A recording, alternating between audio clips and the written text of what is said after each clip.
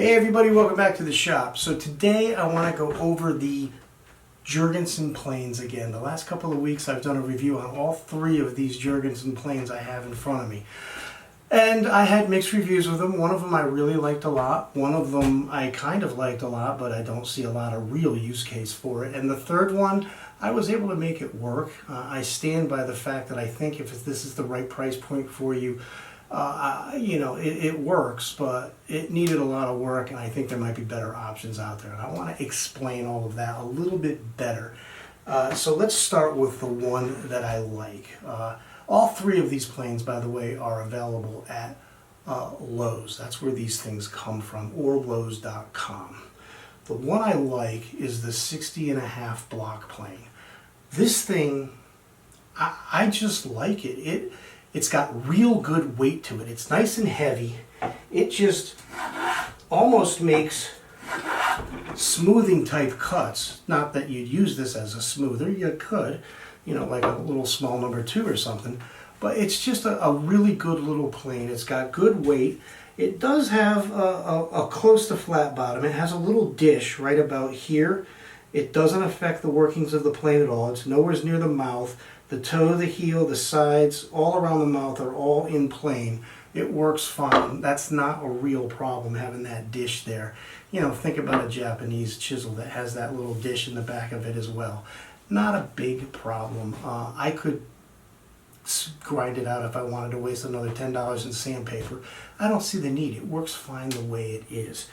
I really like this plane. I like it so much, it is going in the basement, and it will be the block plane I keep in my basement shop, which you guys know, if you've been watching my other videos, is where all my power tools are. Up here is my hand tool section. I have a few other block planes that I use up here. This will be the block plane I keep downstairs with the tools to, break the corners on table legs and things like that. So the 60.5 Jorgensen is a great plane. Other manufacturers are making what looks to be almost this same plane, the same cap, the same screw mechanism. I wouldn't be surprised if they are coming off the same factory somewhere over in China. Who knows? I'm speculating there. I don't really know, but Stanley themselves are making one now. This is $35. Other brands are selling them for close to $100. Get the one for $35. This one works really well.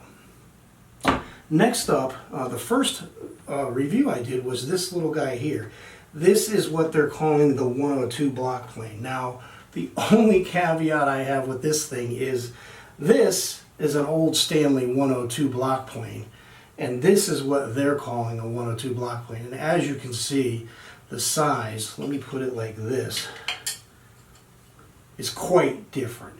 This is a little detail plane. This is a block plane. Now, the only real issue I have with it is I don't know that there's a really good use case for a lot of you woodworkers, especially if you're just starting out, because this is not even close to the first plane you should be putting in your kit. Even though this is $15, which is almost stupid how cheap it is. It has an 01 steel blade in here. All three of these planes have 01 steel blades, which is really nice. They're all 1/8 of an inch thick, which they have good blades in them.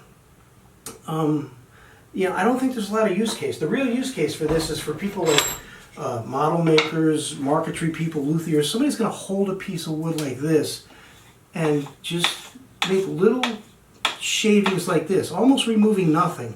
Just so you see, I'm taking a very little bit off there, just so you can fit a piece in. That's what this is used for.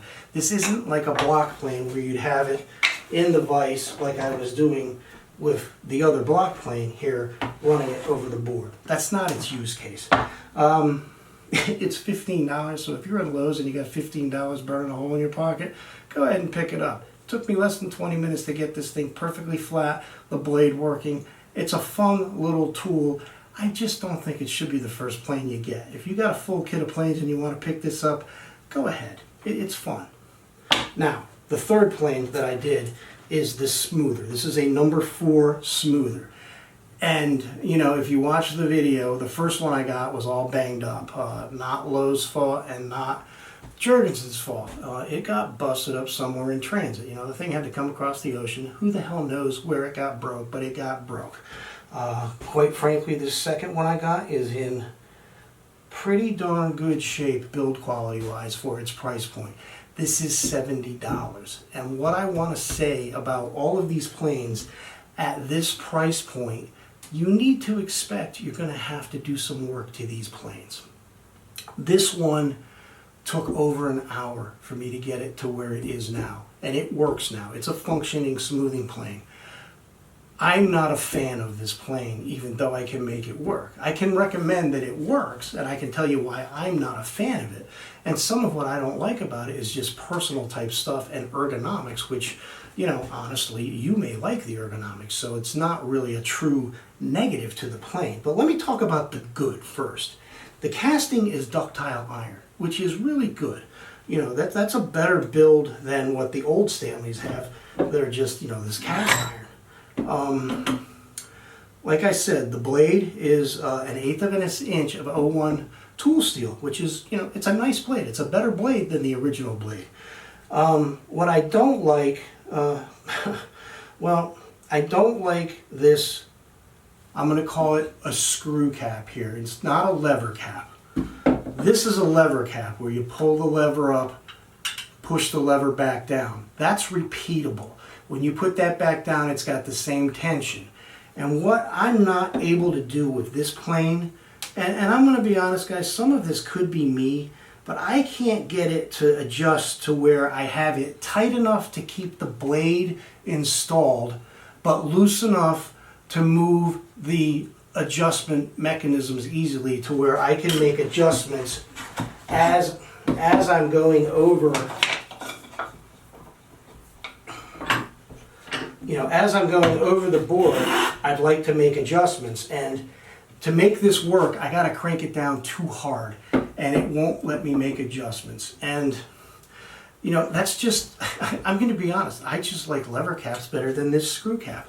I have Veritas planes up there that use the screw cap mechanism, so they work, don't get me wrong. A lot of this could be my personal like for the lever cap more than the screw design. Like I said, it's working fine now. I have no problem getting it to work like a smoother. It's taking very nice cuts, and it will work. The other thing about this plane that is not good, bad, or indifferent is the ergonomics. I'll be honest, the front knob is very nice. Feels good. Feels like a good hardwood. The rear tote is a little boxy, and it's a little more upright than the Stanleys. The Stanleys lean forward a little bit more, and this is a little more upright, and I kind of like the feel of the tote. What I don't like is it doesn't aim your finger at the adjustment mechanism, and it's back further, so my finger just barely reaches the adjustment mechanism there. It's really hard for me to make that adjustment. But as you can see, my hand has a lot of room in there. Now, if we look at a regular Stanley number 4, as you can see, my finger goes way past the adjustment knob, so it's easy to reach to make the adjustments, but my fingers are tight in there. So I guess what I'm trying to say is I like the feel of this handle, but it doesn't work ergonomically for me. But the fact that I have to tighten the screw cap up so tight anyway, I guess there's not that much adjustment that I can be making on the fly anyway, so what does it matter? Now, who is going to like this one and who is going to like this one? You know, if you're a really big guy and you got big hands, you're probably going to really like this plane because your hand's going to fit in there. For reference, my hand is, my glove size is what they call extra large cadet. And what I believe that means is I got a little bit more meat here in the palm area, but my fingers are short. I don't really have long fingers. And that might be part of the reason why I can't reach this here. A bigger hand would reach it better. You know, so, I mean, let's be honest. If you're a big guy, you might like this plane. If you're a little guy, a petite woman, you might be happier with the Stanley. So there's no good or bad answer there. It's either what one fits you the best, I guess, and it's just how you have to look at it. The bottom line on the number 4 for me is I don't like it, but it's the lever cap is what I don't like, so I probably won't be using this plane too much. I don't know what I'll do with it. You know what I'll do with it? When we hit 2,000 subscribers, I'm going to give this away to somebody. I'm at like 1,600 now, so, you know, hopefully soon we hit 1,600 and I'll give this baby away. It does work. I mean, I can recommend it as a good plane. You can buy this and make this work. I just have a few problems with it that might just be me. So I don't know. I absolutely recommend this 60.5 block plane. I recommend this if you just got 15 bucks burning a hole in your pocket. I don't think you're going to use it that much. You might only use it once or twice a year, and you could use a block plane to do what you're going to do with this most of the time. But, you know, for 15 bucks it's fun, so what the hell, right? Alright guys, that's the last video of the year. I appreciate your viewership all year. I hope you have a great new year, and we will see you in 2024. If you like this, please hit the like button, and as always, if you haven't subscribed, please subscribe. We'll see you next year.